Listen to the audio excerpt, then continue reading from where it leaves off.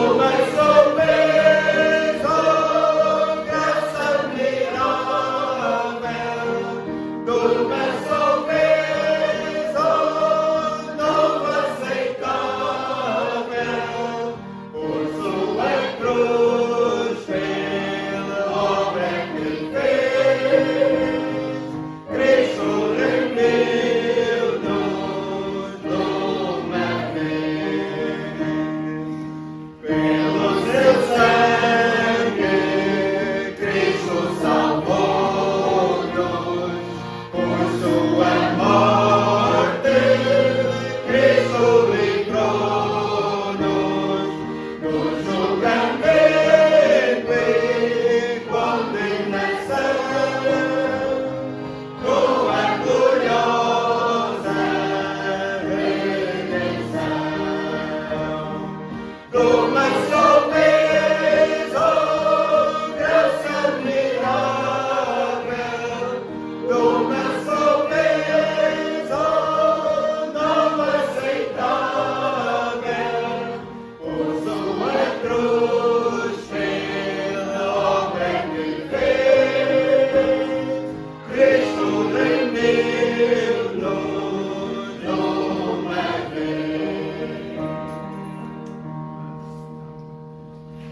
Antes de estarmos de pé, eu pedi à Flávia o favor de nos dirigir em oração. Senhor Jesus, Deus e Pai, obrigado, Senhor.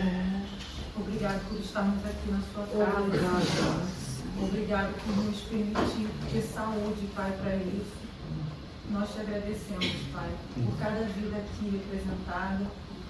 Agradecemos em especial pela sua salvação, Senhor, que é o mais importante que temos, é a nossa maior bênção, a nossa maior graça, a salvação que o Senhor nos deste. Peço, Pai, por esse culto, Senhor, para que o Senhor abençoe a palavra que vai ser ministrada, Senhor, abre os nossos corações, os nossos ouvidos e a nossa mente para Ti. Não só para ouvir, mas também para o agir, Pai, conforme a Tua vontade e a Tua palavra, Senhor. É o que pedimos e agradecemos, em nome santo de Jesus. Amém.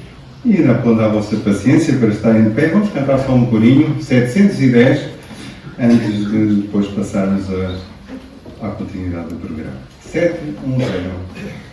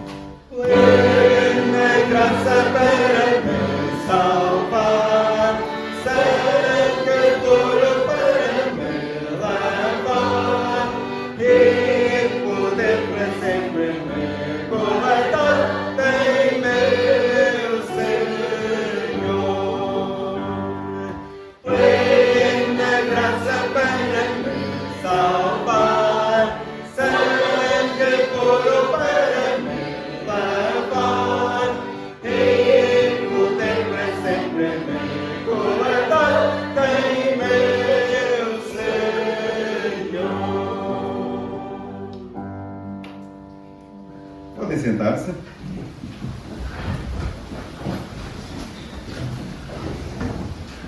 Queria dar as boas-vindas àqueles que nos visitam.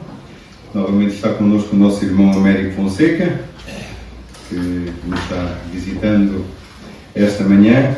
Terá saudações também dos irmãos da igreja onde se reúne em Moçambique. Também o nosso irmão Herculano veio fazer companhia ao Ediano e está connosco também esta manhã. Bem-vindo, que o Senhor também possa abençoá-lo na comunhão connosco esta manhã.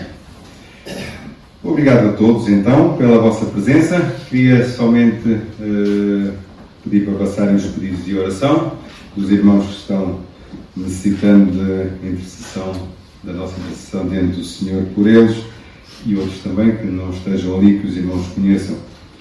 Queria informar-vos também que chamou o Senhor à sua presença a nossa irmã Maria Conceição Antunes.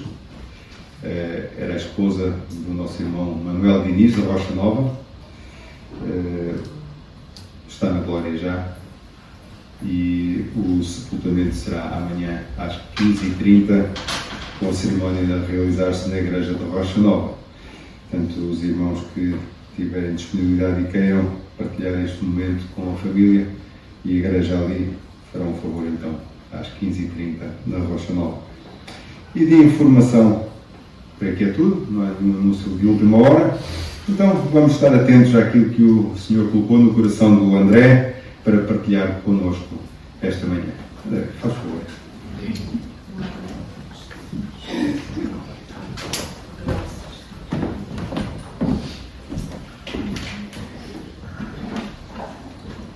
Bom dia, irmãos.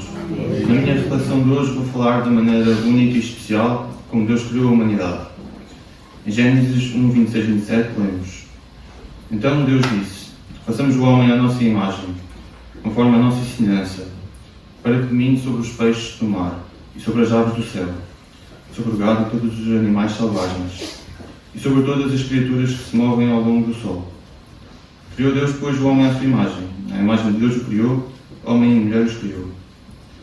Esta passagem diz-nos que Deus criou a humanidade à sua própria imagem, dando-nos dignidade e valor que são únicos entre todas as suas criações. Isto significa que temos um relacionamento especial com Deus, que é diferente de qualquer outra criatura na Terra. Recebemos a capacidade de raciocinar, criar, amar e ter um relacionamento com o nosso Criador. Ser criado na imagem de Deus também significa que recebemos a responsabilidade de refletir o seu carácter no mundo. Somos chamados para ser os seus representantes na Terra, para levar o seu amor, compaixão e justiça a todos os que estão ao nosso redor. Devemos amar o próximo como a nós mesmos, cuidar dos pobres e marginalizados e buscar justiça para os oprimidos. Mas ser criado à imagem de Deus não é apenas um privilégio ou uma responsabilidade. É também um lembrete do nosso valor como seres humanos. Não somos definidos pelos nossos feitos, posses ou estatuto na sociedade. Somos valiosos simplesmente porque somos como Ele.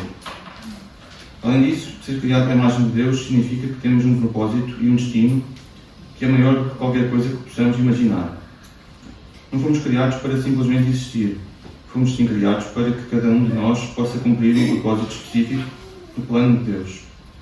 Ao buscarmos conhecê-lo e seguir a sua vontade para as nossas vidas, descobriremos o propósito único que Ele criou para cada um de nós. Concluindo, lembremos-nos do incrível privilégio e responsabilidade que advém de ser criado à imagem de Deus. Deus abençoe a todos. Amém.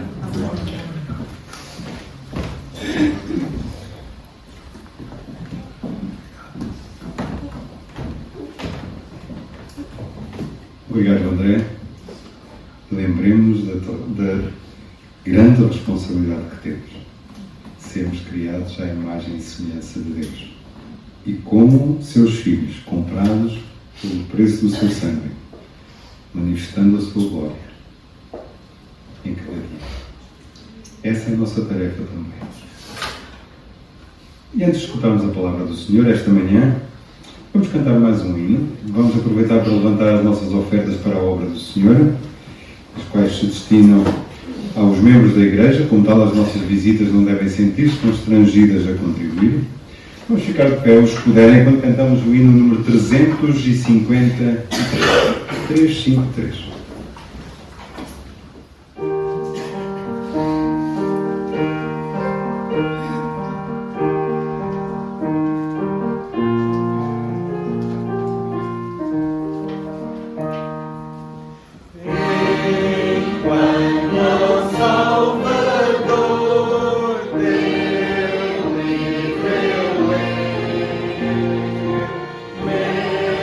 Olhos venha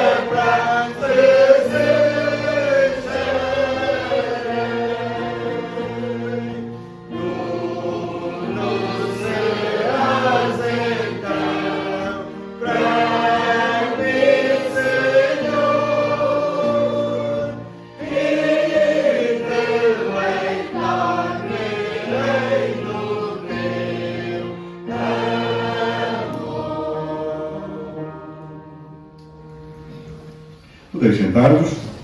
Chegou a altura então de escutarmos a palavra do Senhor. Vamos então estar atentos àquilo que o Senhor tem para nós esta manhã, por intermédio do Index. Por favor.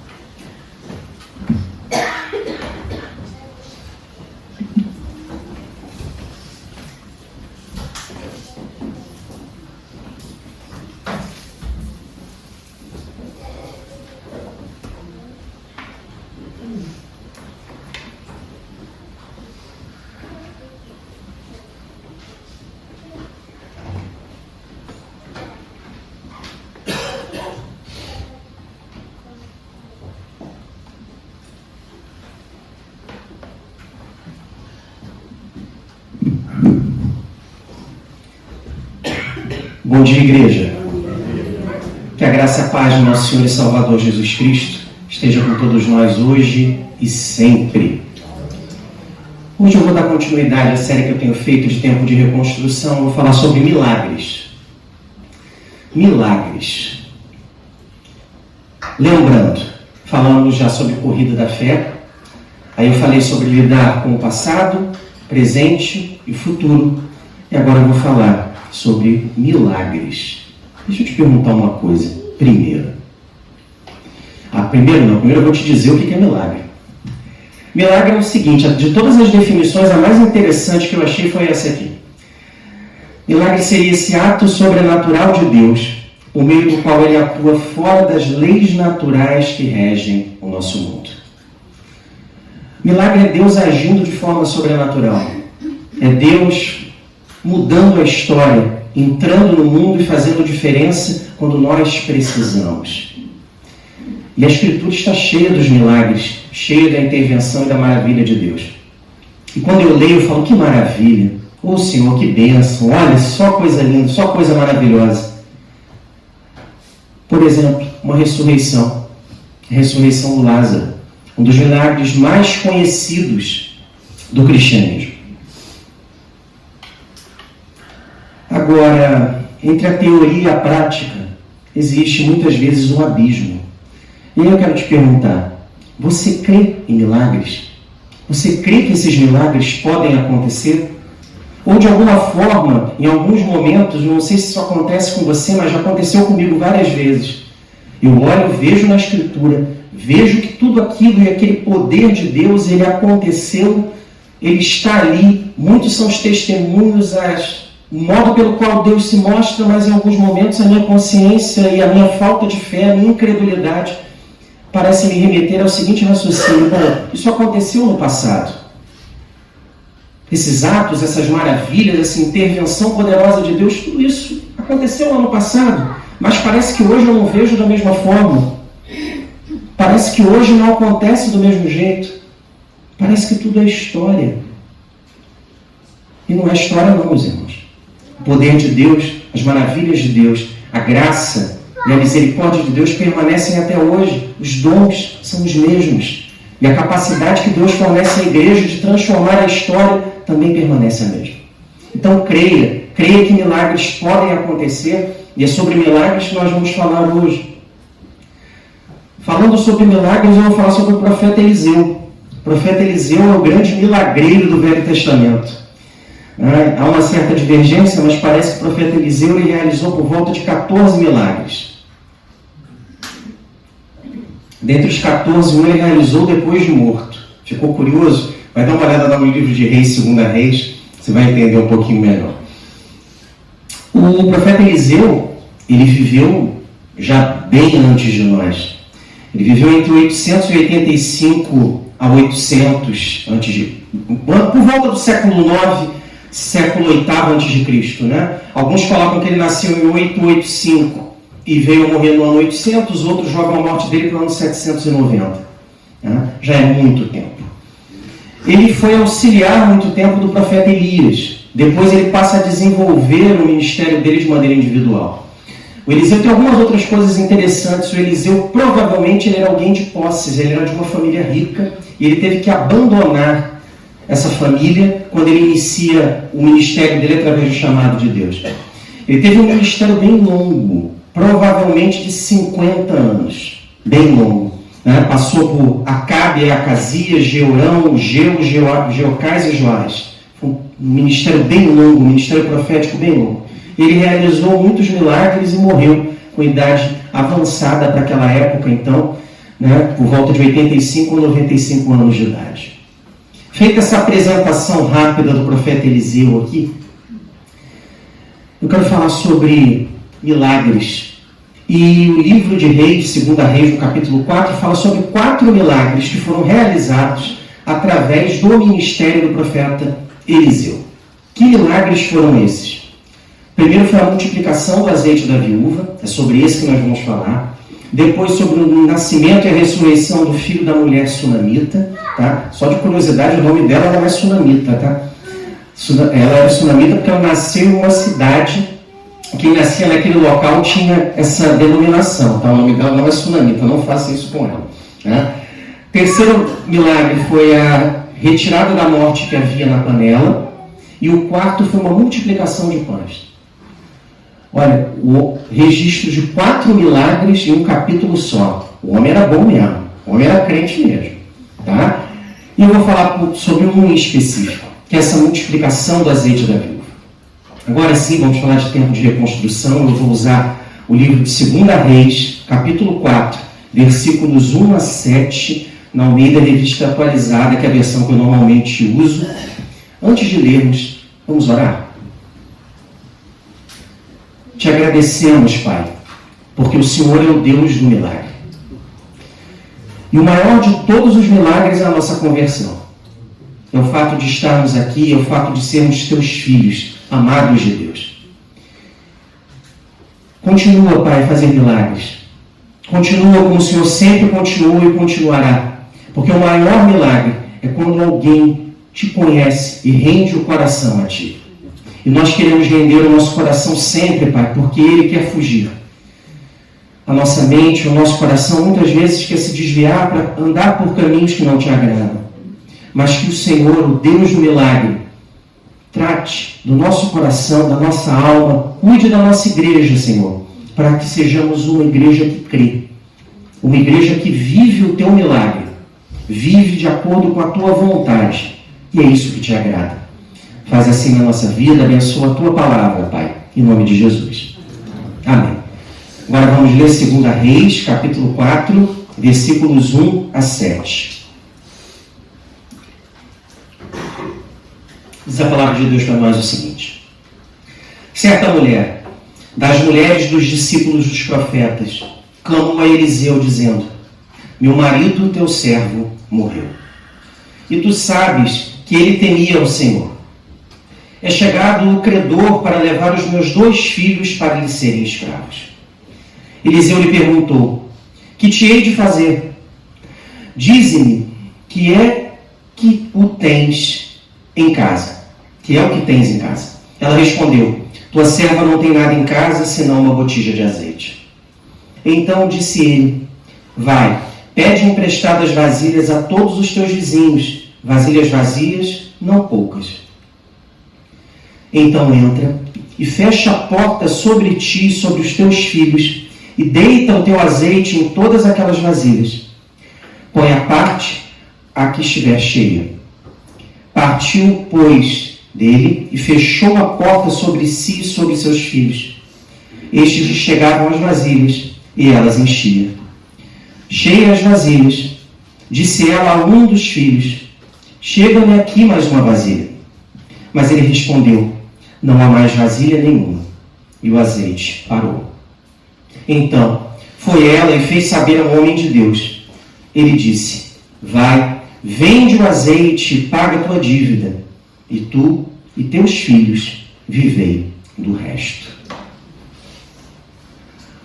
Que lições esse texto traz para nós sobre milagres? O que esse texto pode nos ensinar? E eu, para além do milagre, além da maravilha de Deus, Eu quero que nós vejamos um pouquinho por trás da história como Deus age e o que Ele nos ensina através dos milagres, porque os milagres têm sempre a função de apontar para Deus. O milagre tem uma função, claro, de resolver um problema, de trazer cura, de trazer bênção, mas eles são sinais que apontam para Deus, para a sua graça e para a sua misericórdia. Eu quero falar sobre 7 lições relacionadas a milagre nesse texto.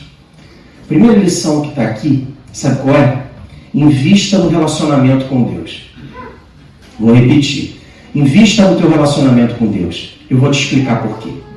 A situação e o drama que está por trás dessa história aqui no versículo 1 é de uma mãe que, desesperada, vai até o profeta Eliseu e diz o seguinte: meu marido, ele era da escola de profetas.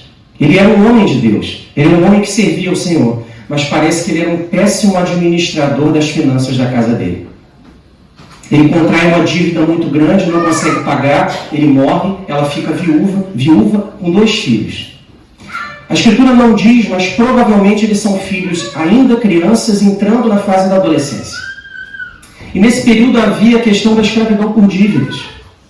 Se alguém não pudesse pagar determinada dívida, havia a possibilidade de que ele, na qualidade de devedor, ou até mesmo seus filhos, fossem cedidos como escravos por um determinado período para o pagamento daquela dívida. Agora imagine o desespero da mãe, viúva, sem ter o que comer, o texto vai avançar um pouquinho mais com isso, e ainda com a possibilidade de perder os 2 filhos, para que eles seriam tornados escravos.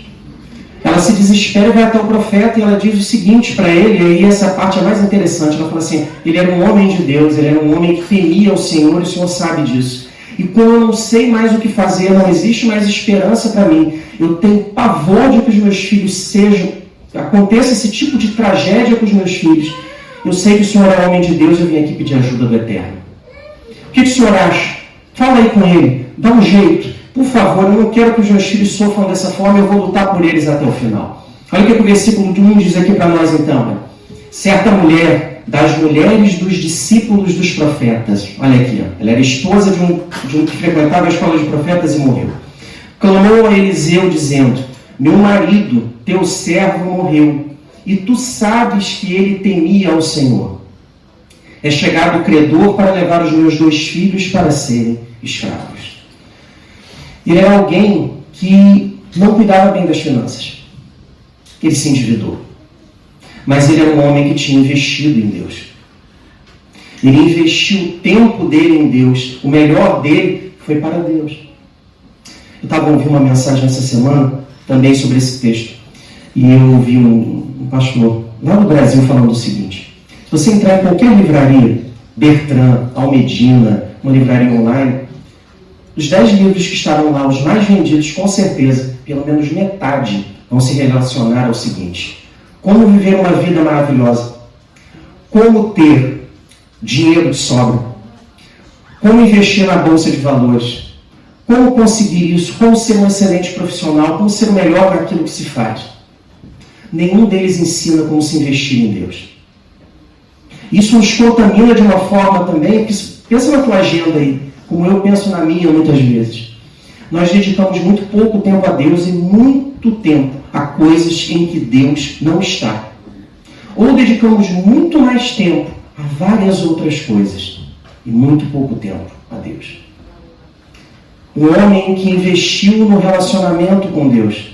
E isso afetou não só a vida dele, mas a família dele, a esposa e os filhos. A primeira lição que esse texto traz para nós é: invista no teu relacionamento com Deus. Não deixe isso não ser uma prioridade na tua vida. Coloque Deus como uma coisa mais importante da tua vida. Essa é a primeira lição que esse milagre traz para nós aqui, para que nós possamos investir no relacionamento com Deus. Segunda lição que esse texto traz para nós é a seguinte: para que nós não percamos a fé, ainda que as circunstâncias sejam adversas e assustadoras. A coisa é complicada, é difícil, ainda assim, não perca a tua fé. Olha só, eu grifei aqui as 2 coisas mais importantes do texto, eu destaquei. A primeira foi a seguinte: a tragédia da morte. E ela coloca aqui: olha, meu marido, teu servo, morreu. Já é uma tragédia. E a segunda É chegado o credor para levar os meus 2 filhos para eles serem escravos. Essa senhora poderia ter tido 2 reações. Meu marido serviu a Deus, ele foi tão fiel, ele foi um homem que se dedicou tanto. E agora, no momento de dificuldade em que nós mais precisamos de Deus, parece que ele não está aqui. O alimento já está escasso, as dificuldades vêm, a dívida é grande e meus filhos serão escravos. Só que ela escolhe dar um salto de fé. Ela não perde a fé. E ela fala o seguinte: eu sei que a situação é difícil. E agora, quando a situação é complicada, quando não há mais o que fazer, só existe um que pode me tirar daqui. Não são os vizinhos, não são os amigos, não é a família. O único que pode me ajudar agora é Deus. Mais ninguém pode resolver o meu problema e é para Ele que eu vou. Deixa eu te falar uma coisa. As circunstâncias muitas vezes são assustadoras. São. E é verdade. Só que quando a coisa se complica e eu não sei o que fazer, eu tenho que buscar Deus. Eu não posso buscar alternativa em outras coisas. O Google não resolve o meu problema. Eu jogo lá na internet e começo a procurar a solução do meu problema. É lógico, existem formas em que o mundo em que vivemos, ele pode nos auxiliar a resolver os problemas. Mas a orientação precisa ser de Deus. Olha o exemplo dessa senhora. Situações complicadas, assustadoras, ela fala assim: só um pode resolver o meu problema agora, mais ninguém. E é a Ele que eu vou. Ao invés da revolta, ela resolve buscar Deus com fé. E a segunda lição que esse texto traz para nós é essa: para que você não perca a fé, ainda que as circunstâncias sejam adversas e assustadoras. Tá bem?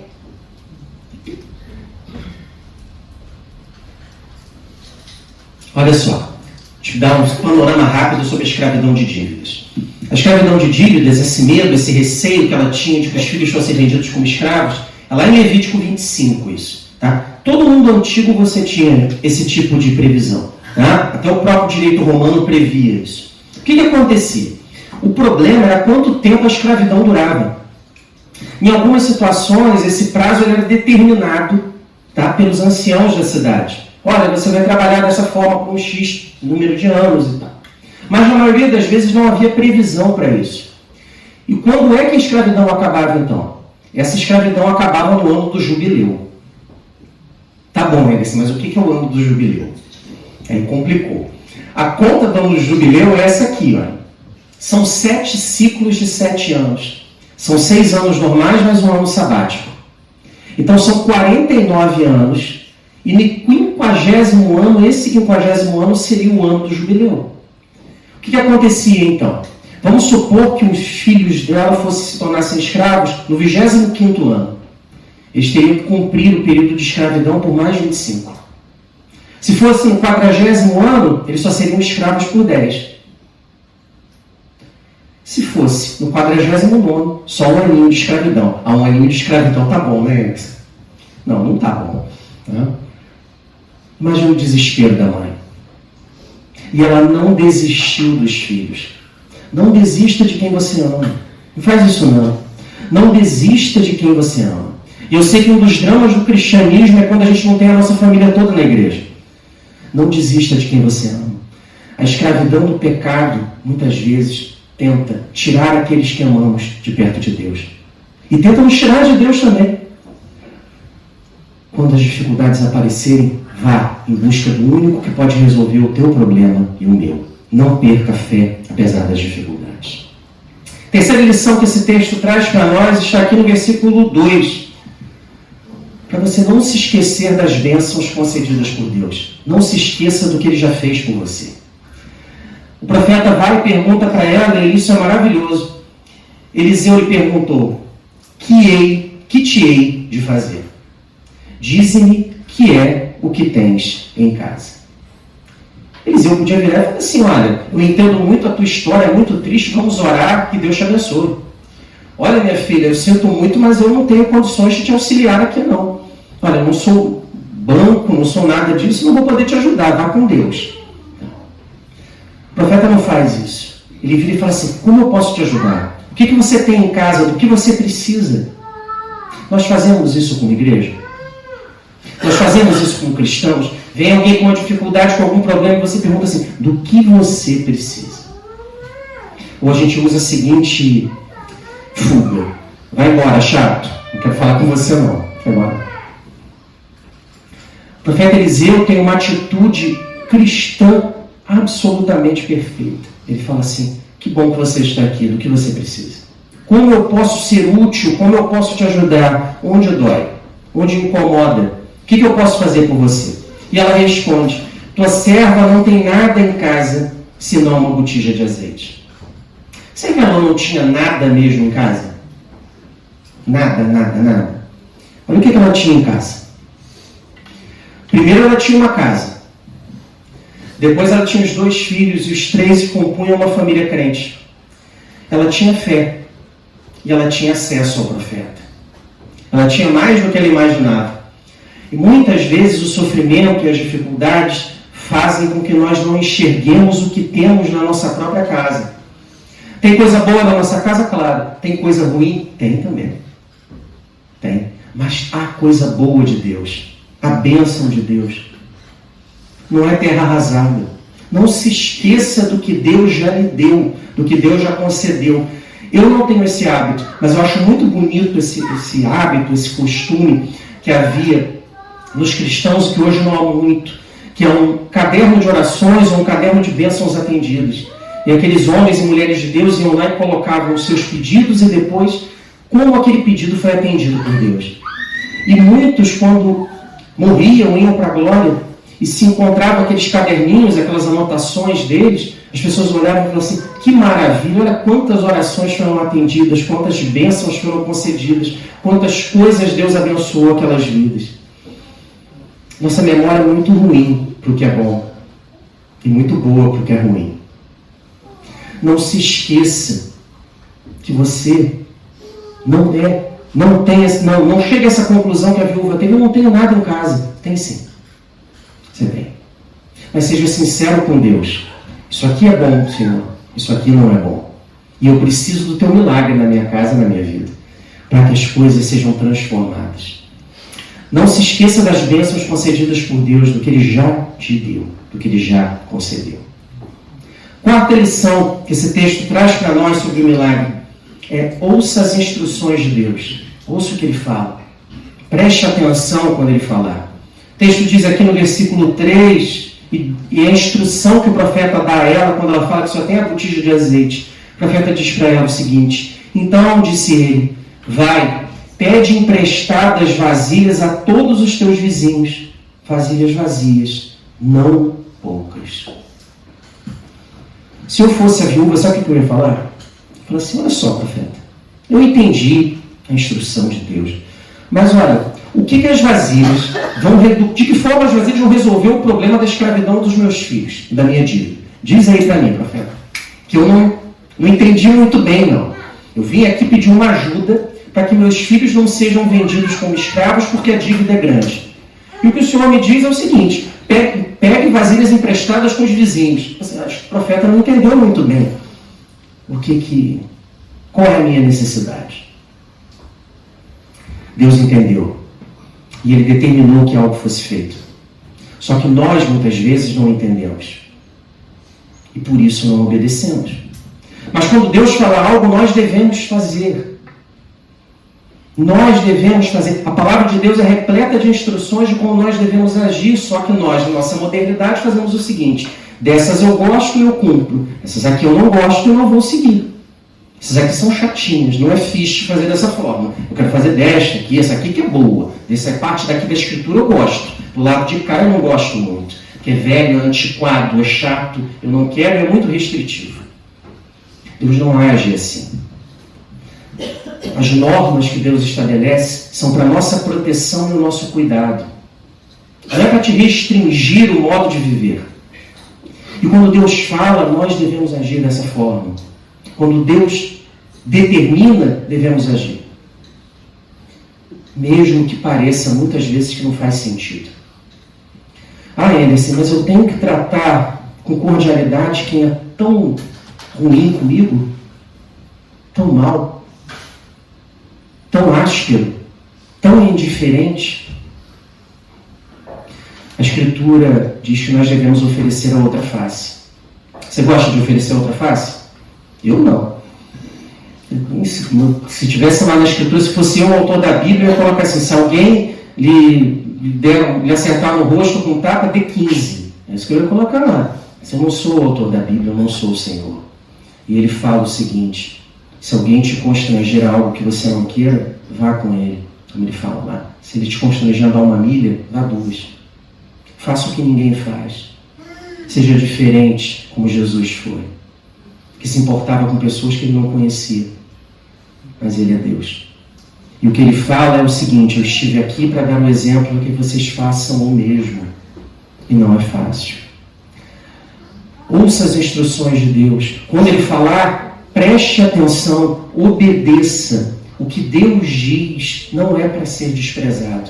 E muitos dos problemas que nós causamos a nós mesmos acontecem porque nós não ouvimos a voz de Deus. Ouça agora as instruções que Deus tem para nós. Há mais uma lição aqui nesse texto, é a 5ª, que é a seguinte: construa relacionamentos saudáveis e não tenha vergonha de pedir ajuda. Construa relacionamentos saudáveis e não tenha vergonha de pedir ajuda. Vou voltar aqui para o versículo 3. O profeta diz e faz o seguinte: peça vasilhas a todos os teus vizinhos. Você tem um bom relacionamento com os teus vizinhos? Olha, se morar em apartamento, em prédio, então é só Jesus para ter misericórdia, né? Você já olha ali na porta, vê e fala assim: nem vou abrir, isso aí é complicado. Se quando vem para cá é para reclamar. Tá. Se algum vizinho teu, que você não gostasse, batesse a tua porta e pedisse algo, provavelmente você nem abriria a porta. E Deus deu a instrução para ela que ela pedisse muitas vasilhas aos vizinhos, e ela conseguiu muitas vasilhas. Sabe por quê? Porque ela provavelmente era uma vizinha espetacular. Ela era uma vizinha cordial. Ela era uma mulher cuja família não vivia só a teoria do Evangelho. Ela mostrava que ela era cristã para todos, que ela era mulher de Deus. E quando ela vai pedir ajuda, e as pessoas dizem: não, essa pessoa já me ajudou várias vezes, eu vou ajudar ela também. Você quer uma vasilha? Toma aqui 5, pode levar, vai embora. Construa relacionamentos saudáveis. E os relacionamentos saudáveis se constroem na proximidade, não é na distância. Os relacionamentos saudáveis, eles são construídos quando eu me dou a conhecer e eu conheço o outro melhor. Só que quando eu me aproximo de alguém, sai faísca. Quando eu me aproximo, dá problema. Quando eu me aproximo, existe a chance de eu me machucar. Mas se eu não vivo assim, não é cristianismo. Se eu não me aproximo e se eu não abro o coração, não é cristianismo. Por isso que Deus dá um exemplo aqui, ele diz o seguinte: olha, eu vou fazer um milagre, mas o milagre vai ser coletivo. Você vai depender dos outros. Para alguns milagres na tua vida e na minha, nós vamos depender dos outros. Minha mulher sabe disso. Eu odeio depender dos outros. Odeio, eu falo isso para ela, sabe disso. Eu reclamo. Eu tenho que depender de alguém. Só que Deus nos fez interdependentes. Nós dependemos um do outro. E Ele fez isso para que ninguém ache que se basta. Para que ninguém se ache autossuficiente. Para que ninguém se ache todo-poderoso. Porque nós dependemos uns dos outros, sim. O tempo todo. Segunda lição que esse texto traz para nós, sabe qual é? E essa aí eu sou pior ainda do que depender dos outros. Não tenha vergonha de pedir ajuda. Você tem vergonha de pedir ajuda? Homem é terrível, né? Você anda, por exemplo, está ali a conduzir e não sabe para onde vai, o GPS não funciona. Você para e pede ajuda? Se for mulher, para e pede, normalmente. Se for homem, não pede. Para lá em Espanha, mas ele não pede ajuda, ele não pede. Não pede. Nós temos muita dificuldade em pedir ajuda, principalmente os homens. Nós temos dificuldade em pedir ajuda na família e na igreja. Na igreja, então, uma dificuldade. Peça ajuda. Peça ajuda. Busque orientação da parte de Deus e peça ajuda, porque determinadas coisas nós não conseguimos resolver sozinhos. E Deus dá um exemplo aqui quando Ele fala o seguinte: peça vasilha a todos. Todos vão participar do milagre de Deus. E a igreja é assim, como a igreja falha nisso? Nós falamos muito. Nós não nos conhecemos. Nós somos colegas do domingo. Deus não quer colegas do domingo. Deus quer que seja estabelecida uma família de Deus. É completamente diferente. Completamente diferente. Tá? Construa relacionamentos saudáveis e não tenha vergonha de pedir ajuda. Sexta lição que o texto traz, essa é mais simples. Obedeça. Obedeça. Olha o que ela faz com a determinação das vasilhas. Versículo 4. Então entra e fecha a porta sobre ti e sobre teus filhos, e deita o teu azeite em todas aquelas vasilhas, põe a parte a que estiver cheia. Aí ela, não entendi, senhor. Vasilhas? Uma botija de azeite só que eu tenho, e eu começo a deitar o azeite na botija, é isso? Tá bom, então vou encher uma vasilha de azeite, problema resolvido, depois eu não sei o que vai acontecer. Não estou vendo milagre nenhum. Mas eu vou fazer, eu vou obedecer. Partiu, pois, dele, e fechou a porta sobre si e sobre seus filhos. Estes lhe chegavam às vasilhas, e ela as enchia. Se ela não tivesse obedecido, o milagre aconteceria? Lembra do Naamã? Eliseu. Vai lá se banhar no rio 7 vezes. Aí o Naamã, eu não, Deus me livre, essa água horrorosa aqui, não. Prefiro um mondego, eu vou. Aí os amigos dele falaram assim, vai lá, Naamã. Você já veio até aqui, o que custa? Dá 7 mergulhinhos lá. Ele vai, e é apurado. Como é que 7 mergulhos trazem cura? Como é que uma botija de azeite, que passa a ser despejada em vasilhas vazias, traz multiplicação, traz libertação da escravidão? É milagre de Deus. Mas para que o milagre aconteça, eu preciso obedecer. Se eu não obedeço, o milagre não acontece. Pode até acontecer pela graça e pela misericórdia, mas normalmente o milagre é atrelado à obediência. A homens e mulheres de Deus que obedecem e que obedeceram a Deus. Obedeça, então. E a 7ª lição desse texto é que é a seguinte, é que o milagre de Deus ele pode resolver os problemas do passado, do presente e do futuro. O milagre de Deus ele não é para resolver só o teu problema agora. Ele pode resolver problemas do passado, do presente e do futuro. Lembra que eu falei de lidar com o passado, com o presente e com o futuro? Deus lida através do milagre. Ele transforma a história através do milagre. Versículos 6 e 7. Cheias as vasilhas, disse ela a um dos filhos, chega-me aqui mais uma vasilha. Mas ele respondeu, não há mais vasilha nenhuma. E o azeite parou. Então foi ela e fez saber ao homem de Deus. Ele disse, vai, vende o azeite e paga a tua dívida, e tu e teus filhos vivei do resto. Deus dá o suficiente para que o problema seja resolvido. Quando as vasilhas desaparecem, quando as vasilhas acabam, o azeite para de jorrar. Não só isso, ele resolve o problema do passado, do presente e do futuro. Qual era o problema do passado? As dívidas. Esse era o problema do passado. Dívidas que provavelmente foram contraídas e deixadas pelo marido, e ela ficou numa situação ali muito aflita. Então, as dívidas foram quitadas. De que forma? Através da venda do azeite e do milagre de Deus. Qual era o problema dela do presente? Os filhos serem tomados e levados como escravos. Problema resolvido. Ela conseguiu pagar a dívida. E qual era o problema do futuro? O problema do futuro é que ela provavelmente é uma senhora que não ganhava dinheiro, não exercia nenhuma atividade laboral, tinha 2 filhos pequenos para criar. Quando Deus determina, através do profeta Eliseu, que ela venda o azeite, pague a dívida e viva do resto, ele dá condições a ela, Deus dá condições a ela para que ela se sustente os 2 filhos. E o problema do futuro foi resolvido também. Deus é capaz de resolver os problemas do passado, do presente e do futuro, através do milagre da intervenção poderosa dele na tua vida e na minha vida. Vamos concluir então sobre milagres. 7 lições.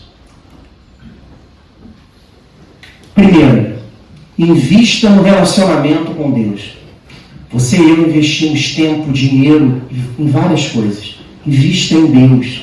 Invista no teu relacionamento com Deus. Tudo que você investir aqui, tudo vai acabar. Tudo, tudo, tudo. Só Cristo é eterno. Invista no teu relacionamento com Deus. Segunda coisa, não perca a fé, ainda que as circunstâncias sejam adversas e assustadoras. O mundo é complicado.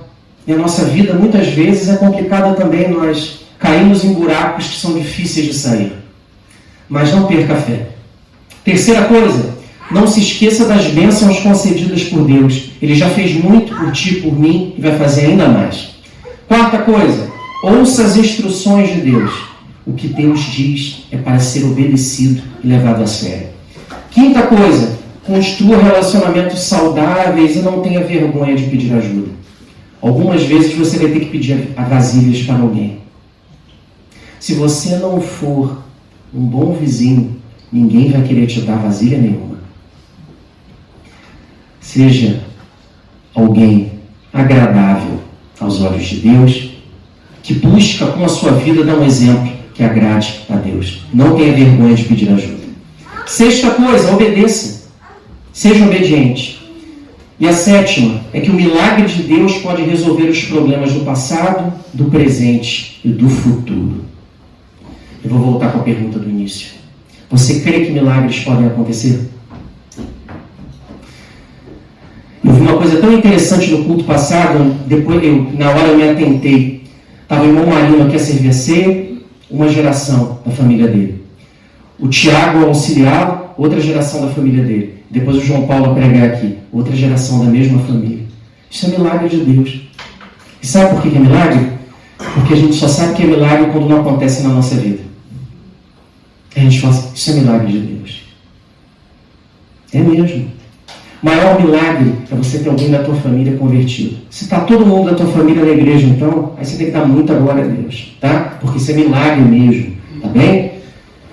Deus faz com o simples, com aquilo que aparentemente não tem finalidade alguma, com aquilo que não vai resolver. Mas em Deus, todas as coisas são possíveis. Tá bom, meus irmãos? Creiam em milagres. E creiam que nós precisamos do milagre de Deus. Sempre. Porque cada dia que alguém acorda com saúde, para poder viver de acordo com como Deus quer, esse é o maior milagre que nós podemos experimentar depois da nossa conversão. Que Deus nos ajude, que Deus nos abençoe, para que sejamos milagres dele, para que possamos mostrar ao mundo que Deus dos milagres é um Deus vivo, que cura, liberta e transforma. Em nome de Jesus. Amém.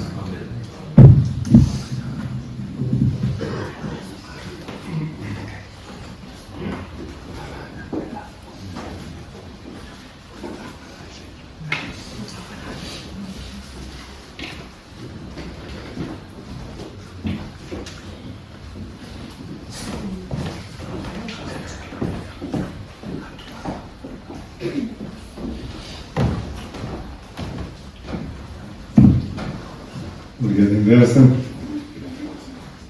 E Deus continua sendo o mesmo. Nós é que somos muito diferentes. Mas é bom. E é um desafio para o colocarmos à prova também. Obedecendo. Temos chegado ao final do nosso culto e pedir, por favor, ficar em pé, todos os que puderem. E a nossa irmã Rosa, por favor, concluir com a oração.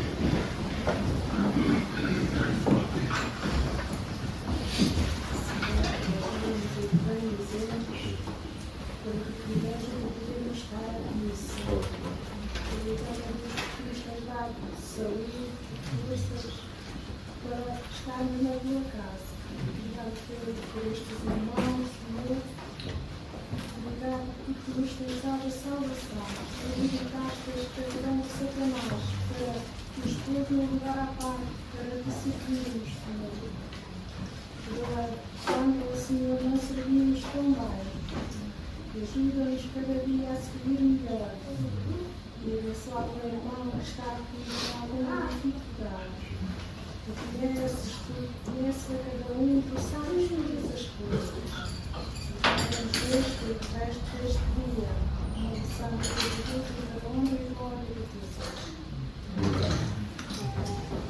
Temos concluído o nosso culto. Para todos um bom dia. Que a paz e a graça do Senhor seja com todos nós.